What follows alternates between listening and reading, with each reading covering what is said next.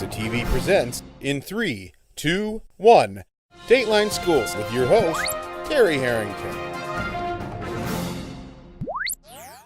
Well, this week on Dateline Schools, we're visiting Port Huron Area School District and having a conversation with Superintendent Ronald Wollen, who's going to be retiring at the end of the school year after 41 years of service to the district. And Ron, I imagine after 41 years, you've kind of probably seen just about anything you can see in education, but what are some of the biggest changes that you've experienced over these years? You know, Terry, you're absolutely right. After 41 years, when we first started out, there was that open room concept and flip classes, magnet classes, and now you're starting to see online classes. But some of these, concepts were in place back in 1973.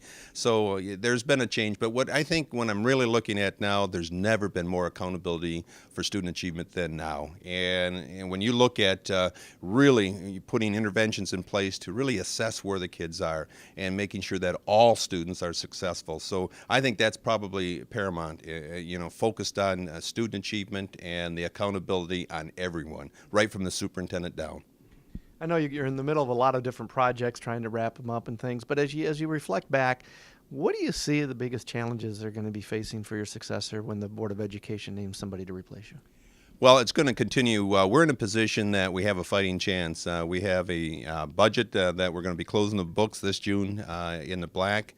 We have a 2-year budget that's out there, and about close to 8% in fund equity. With that said, we're being funded. We're just not getting enough money from the state, and the finances are going to continue to be a focus.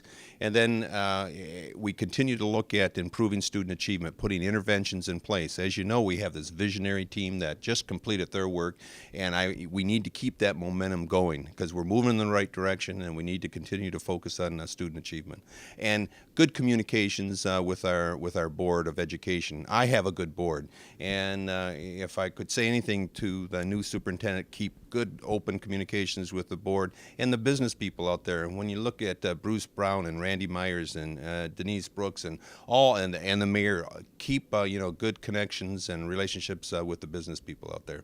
And it really does take a whole community to really educate our kids, doesn't it? It sure does. And when you think about the community, we have great people in this community that really are focused on bringing this community back. And what's more important in the heart of a city is a school district. More tomorrow. For Dateline Schools, I'm Terry Harrington.